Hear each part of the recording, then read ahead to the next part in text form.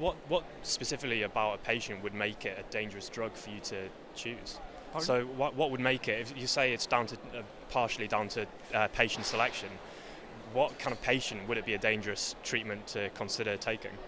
Well, if you have a lot of different diseases other than multiple sclerosis, for example, if you have cardiovascular disease or pulmonary disease, then you may have an increased risk of adverse events if you go through this procedure. Also, if you have a very high level of disability, then you're more likely to get thromboembolic events because you're much more immobilized than the patient that is less disabled.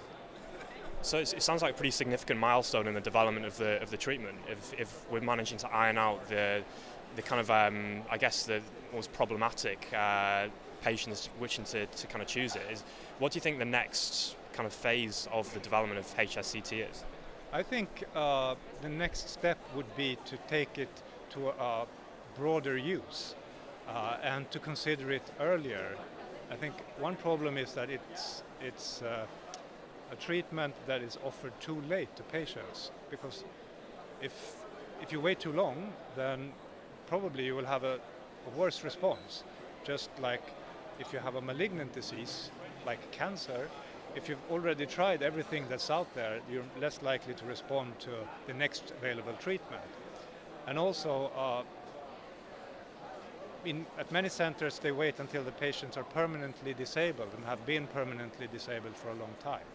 This type of procedure can potentially reverse disability, but this reversibility is only going to happen if you have had your symptoms for maybe 6 months, 1 year, 2 years. The longer you've been disabled, the less likely you are to recover. Therefore, you must consider this treatment early, and I think that's one of the things that I and my colleagues will promote in the near future. We should do this at an earlier time point.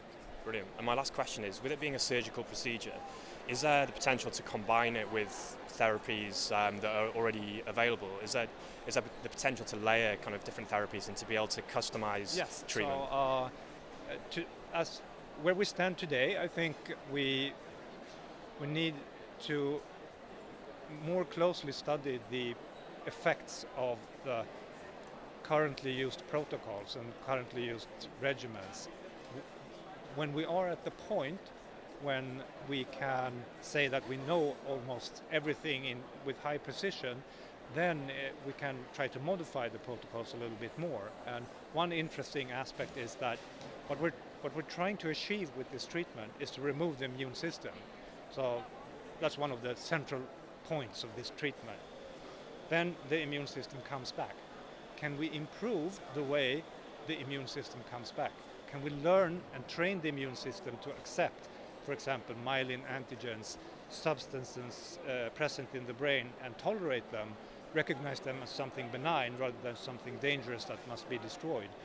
There are different strategies and ideas on how to do that, not just for HSCT, but in general as an overall treatment for MS. But in this particular sense, it would be really interesting to test the hypothesis that you can improve outcome by training or tolerizing your immune system against myelin antigens. You could potentially have a better immune system than you had even before diagnosis of MS. Right. Yeah. Sorry to put you on the spot. One more question. Would you choose HSCT if you had been diagnosed with multiple sclerosis? Well, it depends. I would really say that it depends. So if I had a mild disease, I would certainly not do it. If I already had progressive disease, I would be very reluctant to do anything but to participate in a clinical trial. But if I had tried 1 or 2 drugs and failed on them, and also had some sort of disability that impaired me in my everyday life, I would certainly consider it, and maybe that would be my first choice as well. So interesting take out there that Joachim probably wouldn't choose HSCT if he had milder MS. Would you choose HSCT treatment? If you would or wouldn't, why don't you share your story below? If you're interested in more videos from ECTRIMS, if you're interested in hearing about what's going on behind the scenes in MS research over the next few days, then please subscribe to our channel. Add any comments, questions below, as I said, and we'll see you in the next video.